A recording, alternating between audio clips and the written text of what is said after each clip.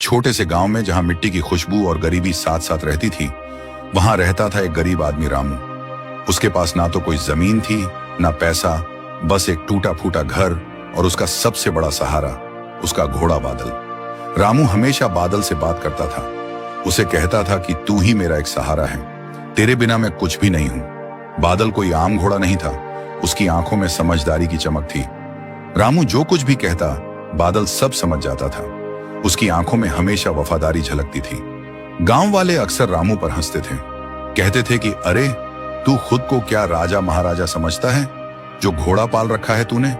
खुद के तो खाने के लाले पड़े हैं और इस घोड़े को पाल रहा है। सब उसका मजाक उड़ाते थे, पर रामू कभी कुछ नहीं कहता था, बस मुस्कुराकर आगे चला जाता था। एक दिन रामू रोज की तरह बादल को हरी घास खिलाने के लिए जंगल में ले जाने लगा। रास्ते में गांव वाले उन दोनों को देखकर हंस रहे थे। दोनों जंगल पहुंच गए, पर आज जंगल कुछ अलग था। बादल आज बार बार एक दूसरी दिशा में खींचा जा रहा था। रामू ने हैरान होकर कहा कि अरे बादल, वहां कहां जा रहे हो? हमें तो उस दिशा में जाना है। पर बादल उसे खींचते हुए वहीं ले गया जहां वो ले जाना चाहता था। वो था एक वीरान खंडहर बना मंदिर, जो जंगल के बीच सालों पहले बना हुआ था, पर सालों से वहां कोई नहीं जाता था। चारों तरफ सन्नाटा था, जैसे हवा भी डर कर चल रही हो। रामू ने देखा और कहा, अरे बादल, तू मुझे यहां कहां ले आया है? कितनी डरावनी जगह है ये। अचानक ठक ठक ठक, बादल एक जगह रुक गया और अपने पैरों के खुरों से जमीन पर खुदाई करने लगा। उसकी आंखों में अजीब से भाव थे। उसे देखकर रामू समझ गया कि बादल कुछ जरूरी बात बताना चाहता है।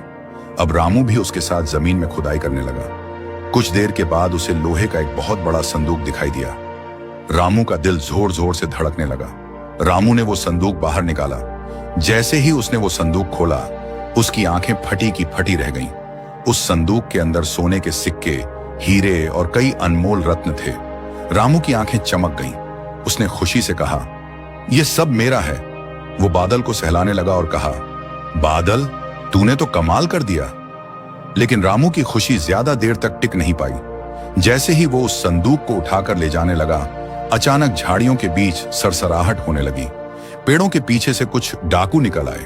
उन डाकुओं के सरदार ने रामू से कहा, रुक जाओ, वो खजाना हमारा है। रामू डर गया। उसे समझ नहीं आया कि अब क्या करे। वो बादल के पास खड़ा हो गया। उसने बादल से कहा, अब क्या करें बादल? रामू उस संदूक को लेकर बादल की पीठ पर बैठ गया। तभी बादल जोर से हिनहिनाया और अचानक से दौड़ पड़ा। जंगल के टेढ़े मेढ़े रास्ते, कांटे, पत्थर, लेकिन बादल इतनी तेज दौड़ रहा था कि डाकू बहुत पीछे छूट गए। रामू सुरक्षित गांव लौट आया। उसने उस खजाने का सही इस्तेमाल किया। गरीबों की मदद की, बच्चों के लिए स्कूल खोले, विधवा औरतों के लिए सिलाई, कढ़ाई और बुनाई का इंतजाम किया और उनके हाथों को काम दिया। कभी भी इस बात का घमंड नहीं किया। सब गांव वाले उसकी सराहना करने लगे। जहां इतने दिनों तक सब रामू और बादल पर हंसते थे, वही गांव वाले आज रामू और बादल की तारीफ करते नहीं थकते थे। सब रामू और बादल को अपना मसीहा मानने लगे। पर अभी कहानी खत्म नहीं हुई थी।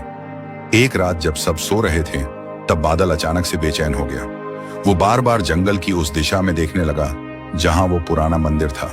रामू ने उससे पूछा कि क्या हुआ बादल, तुम इतने परेशान क्यों लग रहे हो? तभी उसे दूर से एक आवाज सुनाई दी, वो खजाना हमारा था। रामू डर गया। अगले दिन रामू फिर जंगल में आया। वो उसी खंडहर में चला गया।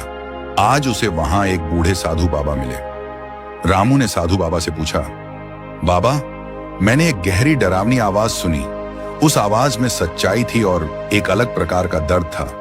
साधु बाबा ने कहा, तुमने जो खजाना पाया है वो जिनका था, उनकी वो आवाज थी। रामू को समझ नहीं आया कि साधु बाबा क्या कह रहे हैं। आगे साधु ने कहा कि वो खजाना एक राजा का था। वो एक छुपाया हुआ धन था, जिसे लालची लोगों से बचाने के लिए छुपाया गया था। रामू ने पूछा, पर बाबा, वो आवाज मुझे क्यों सुनाई दी? मैंने क्या गलत किया है? साधु ने हल्की मुस्कुराहट के साथ कहा, नहीं, तुमने कुछ भी गलत नहीं किया है। तुम सही इंसान हो, इसलिए वो खजाना तुम्हें मिला है। और तुम्हारा घोड़ा कोई साधारण घोड़ा नहीं है। शायद इस बात का तुम्हें पता भी नहीं है। अब रामू की उत्सुकता और ज्यादा बढ़ गई। उसने कहा, बाबा, मेरा बादल कुछ सालों पहले मुझे इसी जंगल में मिला था। वो बिल्कुल अकेला था, मेरे पीछे आ रहा था, इसलिए मैंने उसे पाला। वो मुझे ऐसे देख रहा था जैसे कह रहा हो कि उसे मेरी जरूरत है। उसकी बात सुनकर साधु बाबा ने कहा, तुम सही कह रहे हो। तुम्हारा बादल पहले राजा के अस्तबल का सबसे बड़ा और होशियार घोड़ा था। उसमें कुछ दिव्य शक्तियां हैं जिससे वो सही इंसान को पहचान सकता है। राजा को पता चला था कि उसके ही कुछ वफादार लोग उस खजाने को हासिल करना चाहते हैं, इसलिए राजा ने वो खजाना छुपा दिया। बाद में जब राजा की मौत हो गई तब बादल ने लोगों को पहचान लिया और एक सच्चे और अच्छे इंसान की खोज में चला आया। जब तुम उसे मिले तब वो तुम्हारे साथ रहने लगा। रामू सब सुनकर घर आया और उसने बादल को गले से लगाया। उसने कहा, बादल, तू सिर्फ मेरा साथी नहीं, मेरी किस्मत है। रामू ने पूरे खजाने को गांव वालों के लिए खोल दिया था। जहां गांव में हमेशा गरीबी फैली हुई रहती थी, वहीं आज सब खुशी से रह रहे थे। सभी रामू और बादल को दुआएं देते और कहते कि हमारे मसीहा को कभी किसी मुसीबत का सामना न करना पड़े। पर रामू की किस्मत को शायद कुछ और ही मंजूर था। खजाना मिलने के बाद सब कुछ बदल गया है, लेकिन हर खुशी के पीछे एक खतरा छुपा हुआ होता है। ये बात किसी के ध्यान में अभी तक नहीं आई थी। एक रात पूरा गांव गहरी नींद में सो रहा था। ऐसा सन्नाटा फैला हुआ था कि किसी सुई के गिरने की आवाज भी दूर तक सुनाई दे। अचानक बादल जोर जोर से हिनहिनाने लगा। रामू भी गहरी नींद में सो रहा था। उसने बादल की आवाज सुनी और घबराकर उठते हुए कहा, क्या हुआ बादल मेरे दोस्त, इतने बेचैन क्यों हो रहे हो? बादल की नजर जंगल की तरफ थी। वो इस नजर से देख रहा था जैसे कोई पुराना खतरा वापस आ रहा हो। अचानक गांव के बाहर शोर मचा। आवाजें आने लगी, हमारा खजाना वापस करो, नहीं तो गांव में किसी की खैर नहीं। वो वही डाकू थे, लेकिन इस बार पहले से ज्यादा खतरनाक बनकर आए थे। डाकुओं के सरदार ने जोर से कहा, रामू, आज तू नहीं बचेगा। वो आवाज सुनकर सब गांव वाले अपने अपने घरों के बाहर आए। सब उन डाकुओं को देखकर डर से सहमने लगे। डाकुओं के सरदार ने बाकी डाकुओं से कहा कि जाओ, सब गांव वालों के घर लूट लो। जरूर इन सब के घर में भी खजाना छुपाया होगा। पहले इतनी गरीबी में रहने वाले ये गांव वाले अब देखो कैसे अचानक अमीर बन गए हैं। अपने सरदार के इशारे पर बाकी डाकू गांव वालों के घरों में जाने लगे। जब गांव वालों ने विरोध किया तब डाकू उन्हें पीटने लगे। सब गांव वाले रामू से गुहार लगाने लगे कि रामू, हमें बचा लो। रामू को कुछ समझ नहीं आ रहा था कि क्या करे। तब उसे साधु बाबा की बात याद आई कि बादल कोई साधारण घोड़ा नहीं है। रामू ने बादल को पुकारा, बादल मेरे दोस्त, मेरे भाई, हमें बचा लो। बादल भागते हुए आया। तभी कुछ अद्भुत हुआ।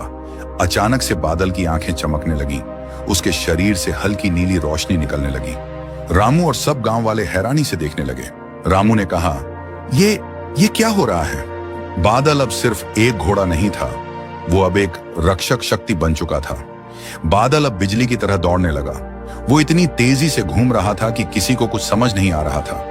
उसकी पूंछ के झटके से डाकू जमीन पर नीचे गिरने लगे। सब गांव वाले हैरान होकर सामने का नजारा देख रहे थे। डाकू डर के मारे भाग रहे थे, पर उनका सरदार अब भी रामू को पकड़कर डटकर खड़ा था। सब गांव वाले एक दूसरे से बात करने लगे कि ये सब क्या हो रहा है। तभी अचानक साधु प्रकट हो गए। साधु ने रामू से कहा, रामू, ये घोड़ा तुम्हारी रक्षा के लिए चुना गया है। ये घोड़ा सिर्फ इंसान को पहचानता ही नहीं, सच्चाई की रक्षा भी करता है। डाकुओं के सरदार ने कहा, साधु बाबा, हम किसी से नहीं डरते, भले ही मेरे साथी गिर पड़े हों, पर मैं इस घोड़े की शक्ति से नहीं हारूंगा। ये खजाना मैं पाकर ही रहूंगा। साधु ने कहा, लालच मत कर, ये खजाना सिर्फ उसी का है जो इसका हकदार है। इसीलिए तो बरसों पहले इसे महाराज ने छुपा दिया था, यही सोचकर कि आगे जिसे ये खजाना मिलेगा वो इसका इस्तेमाल अपने लालच के लिए नहीं बल्कि समाज के लिए करेगा। तू कितनी भी कोशिश कर ले, पर यह खजाना तेरा कभी नहीं होगा।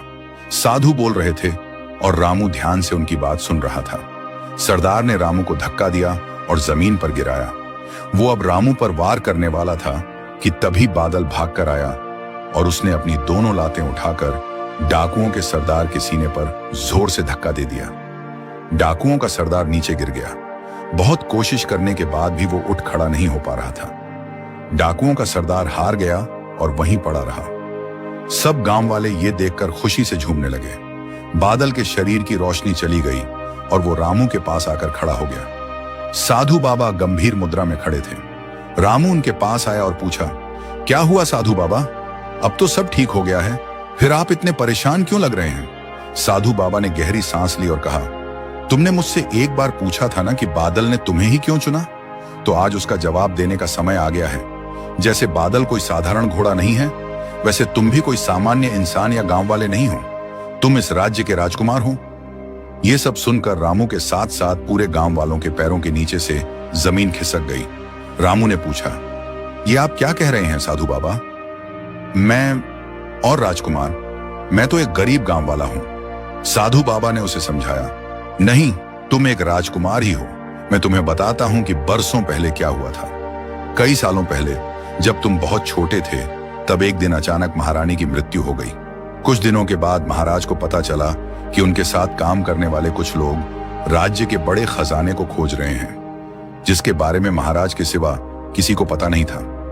महाराज के एक बहुत ही भरोसेमंद आदमी ने उन्हें बताया था कि कुछ लोग उन्हें और तुम्हें मारकर वो खजाना और सिंहासन दोनों हड़पना चाहते हैं। इसलिए महाराज ने एक रात सबसे छुपकर तुम्हें इस गांव में छोड़ दिया था। उसी समय उन्होंने वो खजाना भी छुपा दिया था। महाराज के महल से यह गांव बहुत दूर था, इसलिए तुम्हारे बारे में किसी को पता नहीं चला। कुछ सालों के बाद महाराज की भी मौत हो गई और बादल तुम्हें ढूंढते ढूंढते तुम्हारे पास पहुंच गया। गांव की एक विधवा औरत ने तुम्हारा पालन किया, पर उसके जाने के बाद तुम अनाथ बन गए और एक गरीब का जीवन जीने लगे। ये सब सुनकर गांव वालों के होश उड़ गए। जिस रामू को पहले वो मजाक के रूप में देखते थे, वही उनका राजकुमार था। रामू ने सब शांति से सुन लिया और कहा, साधु बाबा, मैं इस राज्य का राजकुमार हूं। यह सुनकर मुझे बहुत खुशी हुई है, पर उस खुशी के साथ साथ अब मेरी जिम्मेदारी भी बढ़ गई है। मैंने उस खजाने का इस्तेमाल गांव वालों के लिए किया, पर अब उनकी सुरक्षा का इंतजाम भी मुझे करना होगा। यह एक राजकुमार की सबसे पहली जिम्मेदारी होती है कि सब गांव वाले सुरक्षित रहें। यह सुनकर गांव वाले फिर उसकी तारीफ करने लगे। किसी ने पूछा, क्या अब रामू हम सबको छोड़कर राजमहल में रहने जाएगा? तब रामू ने आगे आकर कहा, नहीं, जिस गांव में मैंने अपना बचपन बिताया है, जहां मैं पल पोस कर बड़ा हुआ हूं, उस गांव को छोड़कर मैं कभी नहीं जाऊंगा। मैं हर समय यहीं आपके साथ ही रहूंगा। यह सुनकर सबको बहुत खुशी हुई।